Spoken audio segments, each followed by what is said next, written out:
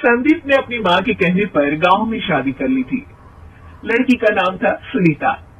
माँ का कहना था एकदम मॉडर्न बहू नहीं होनी चाहिए, लेकिन उन्हें नहीं पता था कि गांव से आने वाली बहू सुंदर सुशील तो होगी और उसको गांव से बाहर भी निकाल लाएंगे, लेकिन उसके अंदर का गांव कैसे बाहर निकलेगा।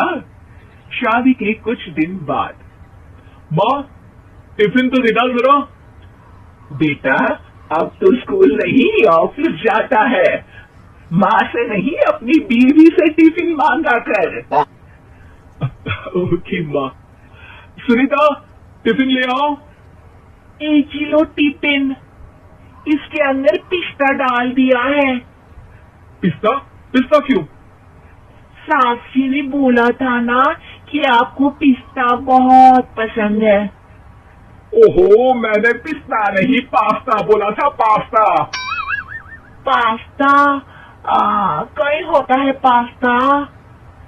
अरे बेटी तू रहने दे, मैं बना दूंगी। अच्छा किया कि पाव भाजी बनाने का नहीं बोला, वरना किसी के पाव बना देती है।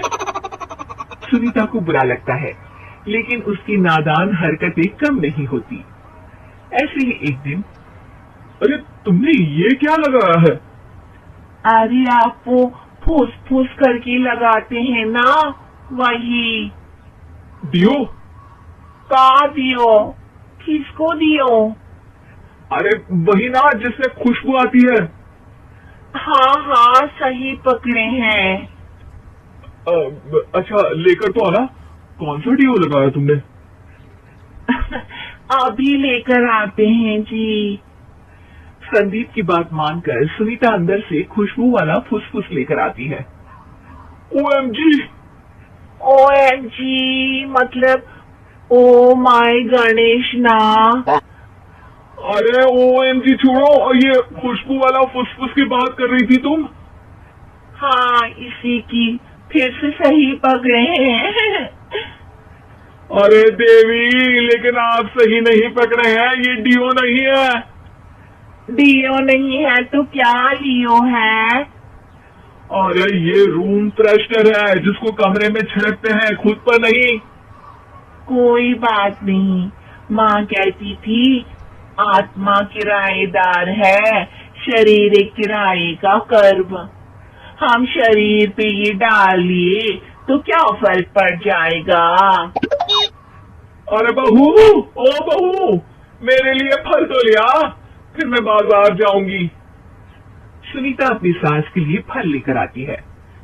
अरे बेटा पपीता, तरबूज और सेब फल ऐसे कैसे खा लूं, काट कर तो लिया। माँ जी मेरे गांव में तो खेत से उठा के सीधा खा लेते हैं। अरे ये तेरा गांव नहीं है ना। अरे संदीप तू ही कुछ समझा देना इसको बेटा। मैं कैसे समझाऊं माँ, ये तो माइक्रोवेव को भी भट्टी बोलती है। कल मैंने बोला हाय कैसी हो तो बोलती है किसी को हाय नहीं लगानी चाहिए। अरे सुनीता तेरा क्या होगा?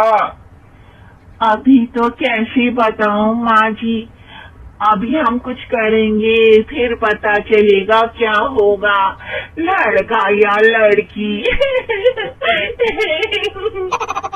हे भगवान कहाँ से आ गई ये? रामपुर से जी, आप ही तो लेकर आए थे मुझे। अरे मुझे माफ कर दो। पहले कोई गलती तो करिए जी, आपकी तो सारी गलती माफ कर देंगे हम। हाँ अरे बहू मेरी बात सुन, फल यानी कि फ्रूट जब भी लाए ना तो काट कर लाना, ठीक है? जी ठीक है माँ जी, फल यानी फ्रूट यानी काट के लाऊंगी। सुनीता रोज ही कोई ऐसी हरकत कर देती जिसकी वजह से उसे घर में 2 बातें सुननी पड़ती।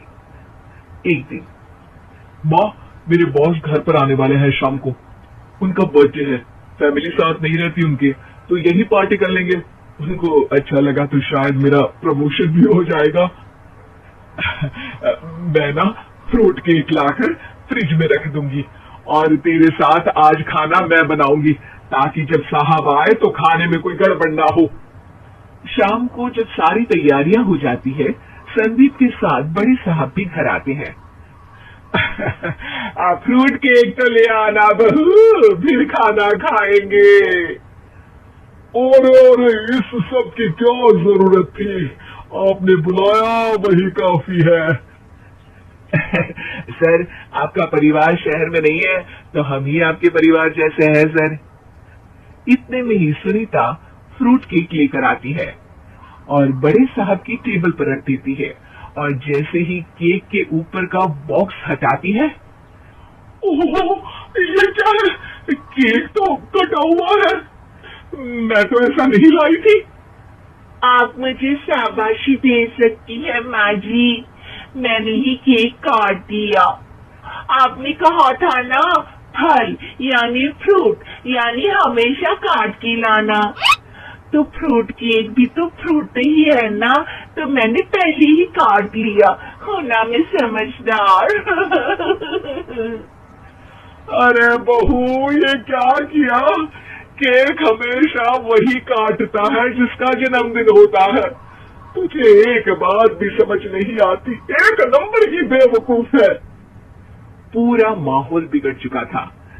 संदीप को लगने लगा था कि साहब उसे प्रमोशन तो दूर की बात है, कहीं डिमोशन ना दे दे, लेकिन साहब बीच में ही बोल पड़ते हैं। अरे कोई बात नहीं, ये इनकी बेवकूफी नहीं है, इनका भोलापन है। बेटा, आप कहाँ से हो? रामपुर गांव से। अरे वाह, गांव से? फिर तो आपके गांव में ताजे फल और सब्जियां मिलते होंगे। हाँ, सही पकड़े हैं, हम तो काटते भी नहीं, सीधा खा लेते हैं। मैं ना एक बार तुम्हारे गांव घूमने जरूर चलूंगा। क्यों संदीप, ले चलोगे ना? मुझे गांव घूमना बहुत पसंद है। बस फिर क्या था, संदीप और सास दोनों खुश हो गए, क्योंकि साहब को सुनीता ने गांव की बात करके खुश कर दिया था। अब संदीप का प्रमोशन पक्का था। शिक्षा, कभी भी किसी भी गलती पर घबराना नहीं चाहिए। हो सकता है कि उस गलती की वजह से आगे बड़ा फायदा हो जाए।